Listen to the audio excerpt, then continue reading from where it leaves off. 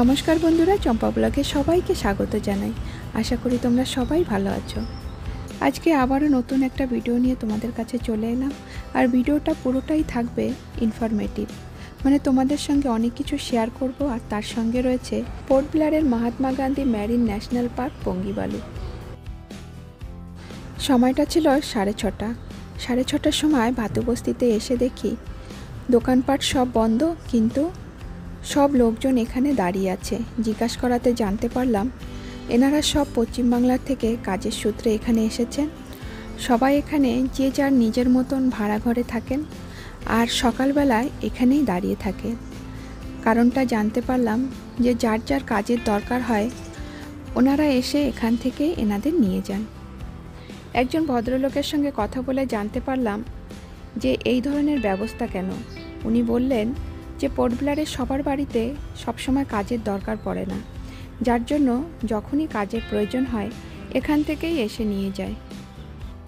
Port ব্লেয়ারের সকালের পরিবেশটা একদম শান্ত থাকে। আর আমাদের এখানে 8টার থেকে দোকানপাট খোলা শুরু হয়ে যায়। আর এখনও দোকানপাট কিছুই খোলেনি, কিন্তু গাড়ি ঘোড়া ধীরে ধীরে চলতে শুরু করেছে। কারণ ইন্টার আইল্যান্ড থেকে যখন বাসগুলো আসে বা গ্রামের থেকে এই রাস্তা থেকে আসা যাওয়া করে। আমার ব্লগের কমেন্টের মাধ্যমে জানতে পারলাম যে অনেকে আন্দামান নিকোবরের বিষয় খুবই কম জানো, যার জন্য ভাবলাম যে আজকে তোমাদের সঙ্গে রাস্তায় যেতে যেতে কিছু কথা শেয়ার করি। আন্দামান এবং নিকোবর দ্বীপপুঞ্জ ভারতবর্ষের একটা কেন্দ্রশাসিত প্রদেশ। আন্দামান নিকোবর বঙ্গোপসাগর ও আন্দামান সাগরের সংযোগস্থলে অবস্থিত। আর এই দ্বীপপুঞ্জ 572টি দ্বীপ নিয়ে গঠিত। আর এর মধ্যে 38টি দ্বীপে জনবসতিপূর্ণ। এই সংখ্যাটা আমরা ছোটোবেলা থেকে বই পুস্তকে পড়ে এসেছি, কিন্তু এখন অনেক জায়গায় সার্চ করলে দেখা যায় আমাদের আন্দামান নিকোবরে 836টা দ্বীপ দেখাচ্ছে। আর তার মধ্যে 31টা দ্বীপে জনবসতি। ভারত মহাসাগরের উত্তর পূর্বে অংশে অবস্থিত একটি সাগর, আর এর পশ্চিমে আন্দামান ও নিকোবর। অনেকের মধ্যে একটা কোশ্চেন আছে যে আন্দামান নিকোবরটা কোন দেশে, আর এটা তোমাদেরকে ক্লিয়ার করে দিলাম, এটা পুরোপুরি ভারতবর্ষের। আন্দামান নিকোবরের সমস্ত দ্বীপপুঞ্জে আমরা যদি ঘুরে দেখি তাহলে বেশিরভাগ দেখা যাবে ঘন জঙ্গলে ভরা। আর আন্দামান নিকোবরটা নাতিশীতোষ্ণ জায়গা, না বেশি ঠান্ডা না বেশি গরম, কিন্তু এখন ধীরে ধীরে গরমটা অনেক বেশি পড়ছে। এখন মেনল্যান্ডের সঙ্গেও তুলনা করা যায়। এবার তোমাদের সঙ্গে শেয়ার করি আমাদের আন্দামান নিকোবরের কাছাকাছি দেশগুলোর নাম। কাছের দেশগুলোর নাম হচ্ছে মিয়ানমার মানে বার্মা, থাইল্যান্ড, মালয়েশিয়া এবং ইন্দোনেশিয়ার সুমাত্রা দ্বীপ। আন্দামান নিকোবরের মোট জনসংখ্যার মধ্যে 32% রয়েছে বাঙালি। আন্দামান নিকোবরে বাঙালি 32% থাকা সত্ত্বেও বাংলাতে কথা বলে শুধুমাত্র 28%। এখানে বাংলা ভাষাভাষী লোকজনদের বাদ দিয়েও অন্যান্য ভাষাভাষীর লোকজন বসবাস করছে। তার মধ্যে তামিল ভাষাতে কথা বলছে 15%, হিন্দিতে 13%, তেলুগুতে 13%, নিকোবরি 7%, মালয়ালামে 7%, নাগপুরি সাদরি 5%, কুরখো ওরাও 3%, মুন্ডারি 1%, খারিয়া 1%। এছাড়া অন্যান্য ভাষাভাষীরও লোকজন রয়েছে। কিন্তু আন্দামান নিকোবরের অফিসিয়াল ল্যাঙ্গুয়েজ হচ্ছে হিন্দি আর ইংলিশ। কিন্তু আন্দামান নিকোবরে বাঙালির সংখ্যাটা সবথেকে বেশি। এর একটাই কারণ, দেশ বিভাজনের সময় এই বাঙালিদের রিফিউজি হিসাবে আন্দামানে আনিয়েছিলেন। এবার তোমাদের আর একটা প্রশ্ন আছে যে আন্দামান নিকোবরে কি করে পৌঁছাবো। আন্দামান নিকোবরে দুটো পথে তোমরা পৌঁছাতে পারবে। একটা হচ্ছে আকাশপথ আর একটা হচ্ছে জলপথ। তোমরা যদি আন্দামানে আসার জন্য যাত্রা করতে চাও তাহলে বিমান বা জাহাজ যে দুটোতেই আসো না কেন, প্রথমে আন্দামান নিকোবরের রাজধানী পোর্ট ব্লেয়ারেই নামতে হবে। আর এখান থেকেই তোমাদের অন্যান্য আইল্যান্ডে যেতে হবে। জাহাজে তোমরা যদি আসতে চাও তাহলে 3 দিনে পৌঁছে যাবে। আর যদি বিমানে আসতে চাও তাহলে 2 ঘন্টার মধ্যে তোমরা আন্দামানে পৌঁছে যাবে। এখন সিপিঘাটের একটা গ্রামে। দাদা মাছ আছে কি কি এখন তোলা হয়? তা কবে বিক্রি হবে, কবে? কি কি মাছ? হ্যাঁ হ্যাঁ।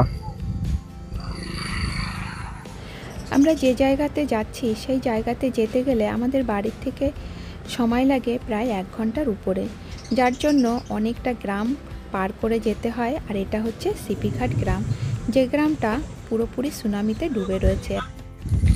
দেখুন ডুঙ্গির ঘাটটা একদম ঘরের পিছনে তৈরি করেছে। এই সমস্ত জায়গাতে মাছ চাষ বা হাঁস মুরগি পালা ছাড়া কোনো উপায় নেই। আর এখানে মাছের খাবার তৈরি করা হচ্ছে। বিশেষ করে পোর্ট ব্লেয়ারের জমি জায়গার ডিমান্ড খুবই বেশি, কারণ বেশিরভাগ জমি তোমরা দেখতেই পাচ্ছ পুরোপুরি সুনামিতে ডুবে রয়েছে। আর যে জমিগুলো রয়েছে সেই জমিগুলো বিক্রি করতে গেলে অনেক হাই রেট বলে, যে রেটগুলো আমরা 200 স্কোয়ার মিটার করে বলি, যেটা গ্রামের দিকে যদি কিনতে যাও মেন রোডের পাশে সেটা 25-30 লাখ পড়ে যায়। আর যদি একটু ভিতরের দিকে কিনতে যাও সেটা 18 লাখ 16 লাখের মধ্যে পড়ে যায়। আর এইসব জায়গাগুলোতে এখন বুনো হাঁস বসবাস করছে। এই সমস্ত হাঁসগুলো হচ্ছে বুনো হাঁস, এখানেই সারা দিন রাত থাকে। পোর্ট ব্লেয়ারের শহর অঞ্চলে জমি জায়গা নেই বললেই চলে। পোর্ট ব্লেয়ারের জমি জায়গার রেটটা ভীষণ বাড়া, কারণ এই পোপারে যদি কেউ বিক্রি করে তাহলে 200 স্কোয়ার মিটার রেট পড়ে যায় প্রায় 75 লাখ বা 80 লাখ শুধু জায়গাটার রেট। আর যদি ঘর শুদ্ধ বা বাড়ি শুদ্ধ বিক্রি করতে চায় তাহলে করোড়ের উপরে পড়ে যায়।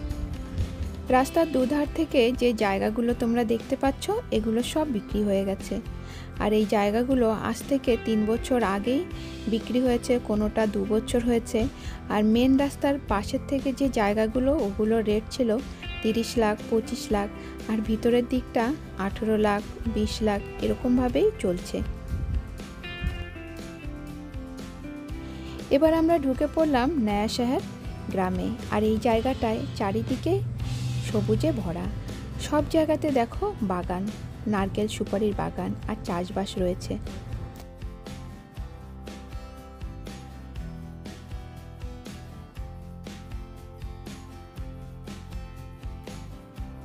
এবার আমরা চলে এলাম বটানিক্যাল সার্ভে অফ ইন্ডিয়াতে। Botanical survey of India Andaman নিকোবরের রাজধানী পোর্ট ব্লেয়ারে নয়া শহরে অবস্থিত। এটা প্রতিষ্ঠিত হয়েছিল 30 মার্চ 1972-তে। আমরা এইখানটায় আসলে দেখতে পাই আন্দামান নিকোবরের নানান প্রজাতির বনস্পতি, আর এর সঙ্গে রয়েছে নানান ধরনের ঔষধি তৈরি করার কাজ।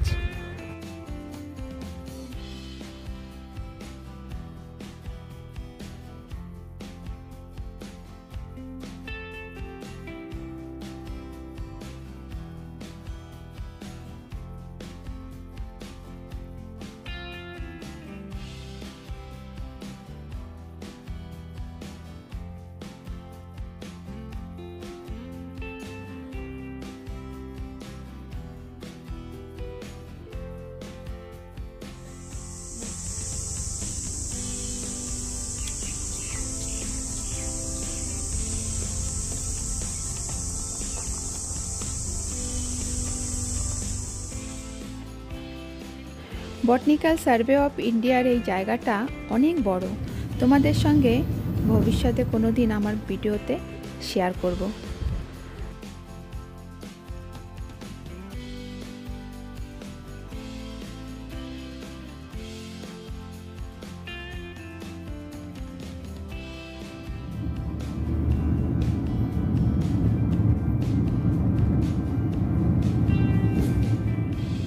রাস্তার থেকে যেদিকেই তাকাবে সেদিকেই বড় বড় মাঠ, জঙ্গল আর বাগান।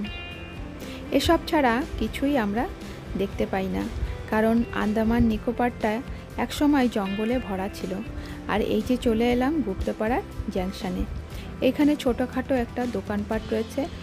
আজকে তোমাদের সঙ্গে এই সমস্ত জায়গাগুলো ডিটেলসে শেয়ার করলাম না, কারণ বহুবার আমার ব্লগের মাধ্যমে তোমাদের সঙ্গে শেয়ার করেছি।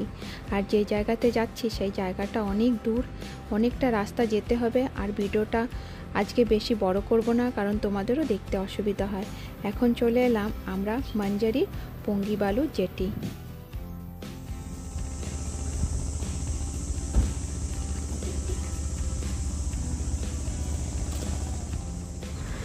আমার একটা ভিডিওতে তোমাদেরকে বলেছিলাম যে Mahatma Gandhi marine national park Pongibalu তোমাদের সঙ্গে পুরোটাই শেয়ার করব। আর আজকে সেই দিনটা। আর এখানে যেতে গেলে একটা টিকিট নিতে হয়, আর এটা হচ্ছে চেকপোস্ট। আর এই জায়গাতে 6:30 থেকে 3:30-এর মধ্যে টিকিট নিতে পারবে, আর 4টের মধ্যে ক্লোজ হয়ে যায়।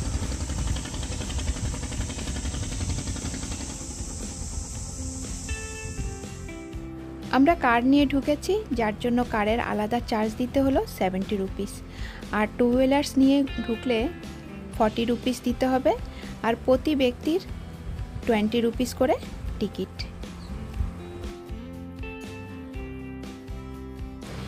এই জায়গাটায় পুরোটাই জঙ্গলে ভরা, আর জঙ্গলের পশু পক্ষী। আর এই জায়গাতে আসতে গেলে একটু ঠান্ডা দেখে আসতে হয়।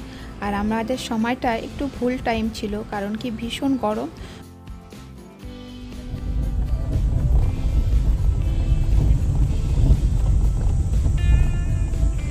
এই পার্কে যত ধরনের পশু পক্ষী জীবজন্তু দেখা যায়, সবগুলো রাস্তার দুধার থেকে ছবি দেওয়া রয়েছে।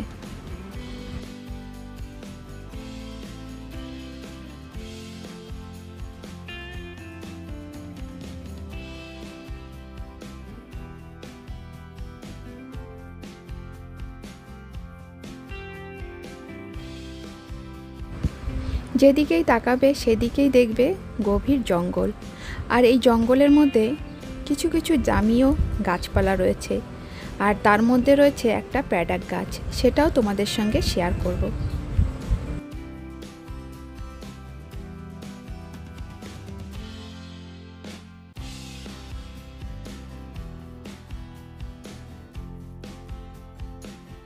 এ সমস্ত জায়গাতে বেশিরভাগ দেখা যায় ডিপার্টমেন্টের লোকজনকে, আর দেখা যায় কিছু গরু বাছুর, যেগুলো মাঞ্জেরি গ্রামে।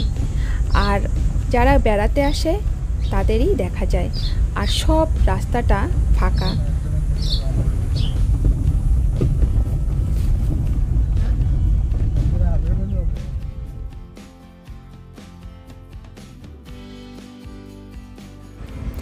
সমুদ্রের দিকে তাকিয়ে দেখলে দেখা যায় ছোট ছোট আইল্যান্ড, আর এই সমস্ত আইল্যান্ডগুলো এক একটা নামে পরিচিত।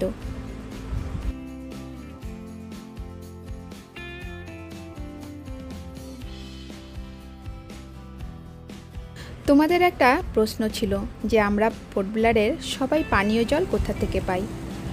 কালা পাহাড় মানে রেডল্যান্ড থেকে জলটা আনানো হয়, আর এখানেই রিফাইন করা হয়, তারপরে পুরোটা পোর্ট ব্লেয়ারে সাপ্লাই করা হয়।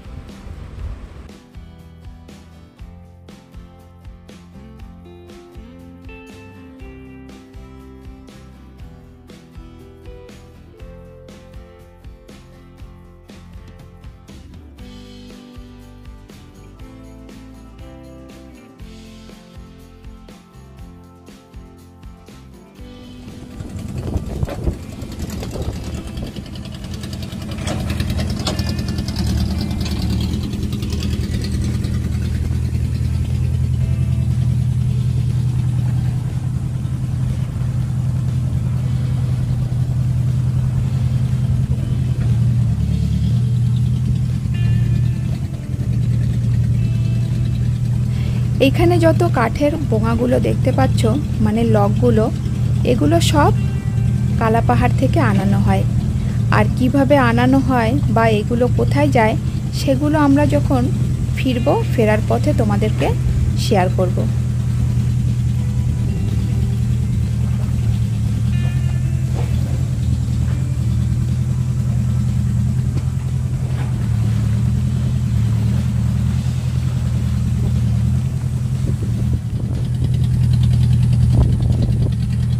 এখানে যারা কাজ করছেন এনারা সবাই ফরেস্ট ডিপার্টমেন্টের। এবার তাহলে চলো আগের দিকে যাই। আর আগের দিকে বলতে গেলে লাস্ট পরে পঙ্গিবালুর জেটি। আর এই জেটিটা পোর্ট ব্লেয়ারের জন্য খুবই গুরুত্বপূর্ণ। আর কেন গুরুত্বপূর্ণ সেটাও তোমাদের সঙ্গে শেয়ার করব।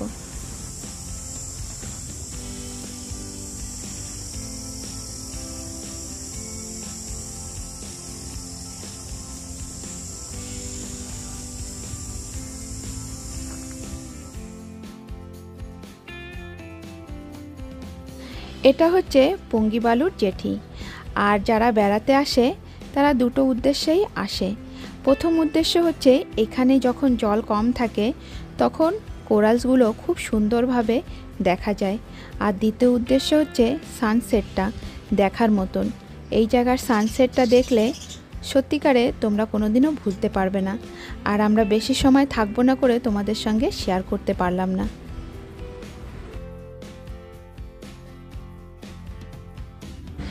আর এই পঙ্গিবালুতে কেউ কোনো শিকার করতে পারবে না, মানে মাছ ধরা বা সুইমিং করা এগুলো পুরোটাই নিষেধ। আর এই যে নৌকাগুলো দেখতে পাচ্ছ, এই নৌকাগুলো কিন্তু কালা পাহাড় থেকে আসা যাওয়া করে। এই নৌকাগুলো কালা পাহাড় থেকে আসা যাওয়া করে। যখন কালা পাহাড় থেকে লোকজন পোর্ট ব্লেয়ারে যাতায়াত করে তার একটাই সাধন নৌকা।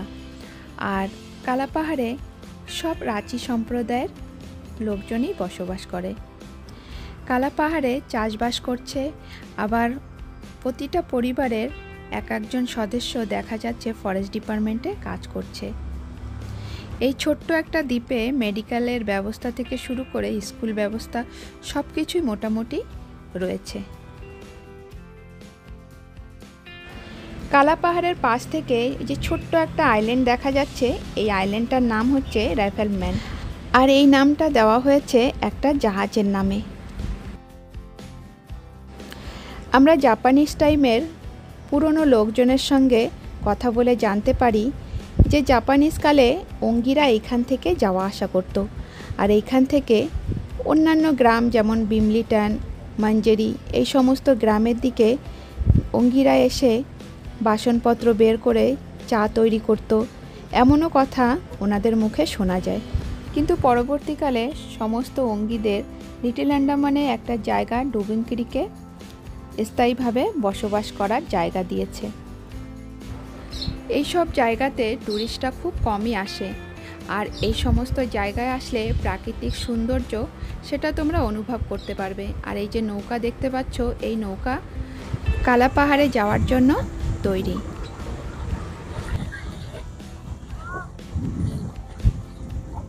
কি একা একা নাকি? একা কি মাছ ধরতে যাবে? মাছ তাহলে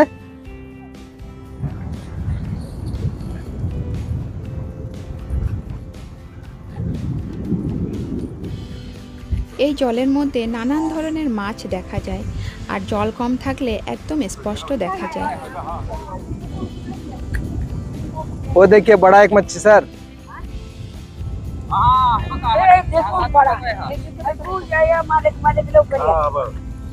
वो शायद डुगंग है।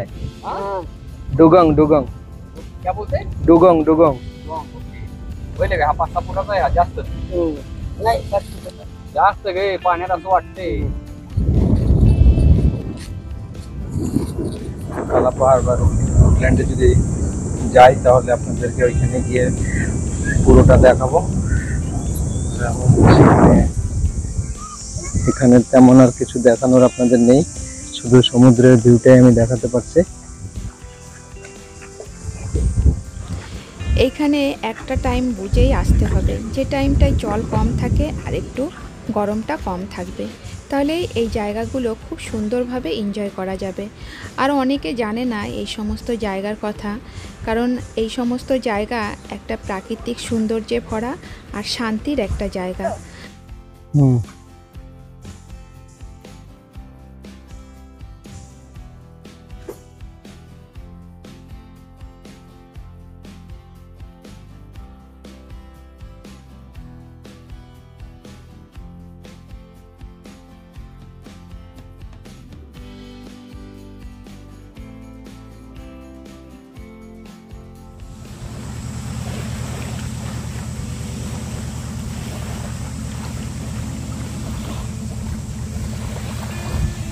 Timber of milestone. ভীষণ গরম, হ্যাঁ গরমে অবস্থা ভীষণ খারাপ। আর আন্দামানে মনে হয় প্রথমবার গরম পড়ল বেশি।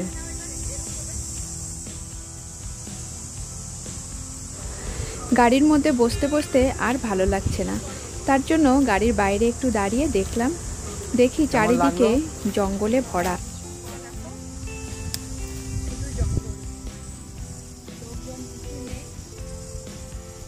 জারোয়া দেখতে পেলে? জারোয়া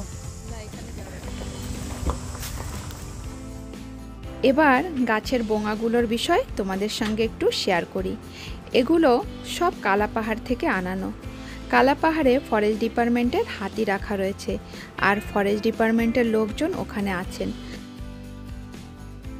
বড় বড় গাছ রয়েছে, গর্জন গাছ, সেগুন, সব ধরনের ভালো ভালো গাছ ওখানে রয়েছে। আর ওখানে ফরেস্ট ডিপার্টমেন্টের হাতিও রয়েছে। আর ওইখানে যারা বসবাস করছে ওনারা বেশিরভাগ ফরেস্ট ডিপার্টমেন্টে কাজ করছে। আর এইভাবে বেঁধে নৌকার সঙ্গে টানতে টানতে এপারে নিয়ে আসে। আর এইখান থেকে সমস্ত বোঙাগুলো সমিলে পৌঁছানো হয়।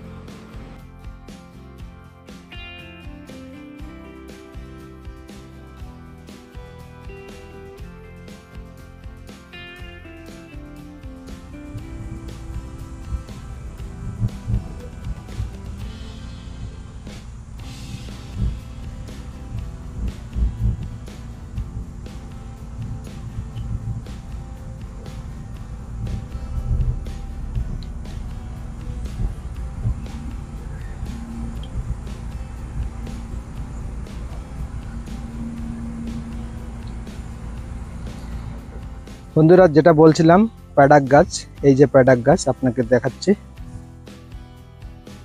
এই যে প্যাডাক গাছ এরকম হয়, ওই যে গাছের পাতাটাই যে, এই গাছটা খুবই দামি, ফার্নিচারের জন্য বেস্ট, আর অনেক মোটা হয়। এই যে সমুদ্রের পাড়েই সবকিছু।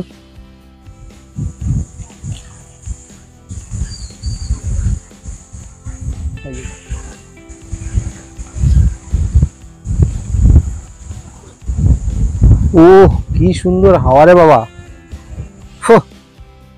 মনে হয় এইখানেই ঘুমিয়ে পড়ি, পিকনিক এইখানেই করি।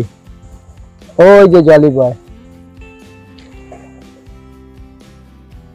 এই যে জলি বয়, পাশে দেখো ওই যে টুরিস্টরা গেছে, ওই যে ছোট্ট একটা বোট, জলি বয়।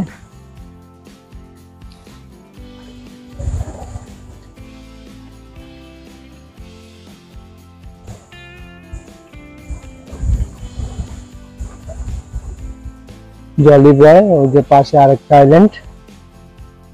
আন্দামানে শুধু আইল্যান্ড আইল্যান্ডই দেখা যাবে, কেননা 572টা আইল্যান্ড মানে কি কম ব্যাপার।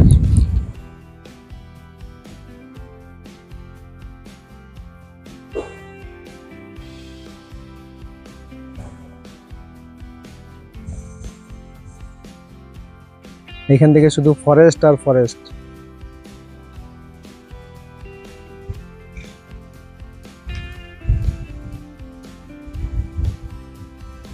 বেশি কিছু ছিল না ঘোরার, দেখার।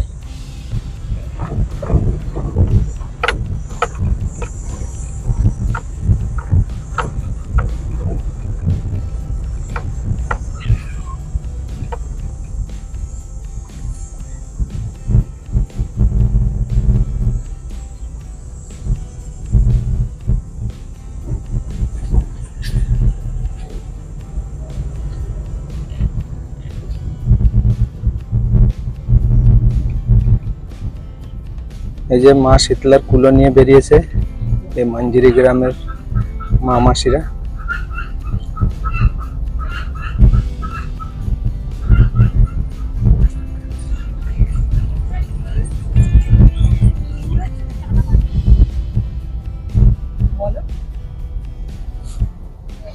এই যে এখান থেকে একটা ডুঙ্গি ঘাট, একদম মেইন রোডের উপরেই। এখান থেকে গ্রামের যে ভাইরা আছে ওরা এখান থেকেই যায় মাছ ধরতে। এখন জোয়ারের জল ভরেছে করে একদম এইসব জায়গা ভাটার সময় একদম শুকিয়ে থাকে, এখন দেখো একদম ভরে গেছে। আর এখন এই সময় নৌকাগুলো বাইরে নিয়ে যাওয়া বা ঢুকানোর সময় সুবিধা হয়।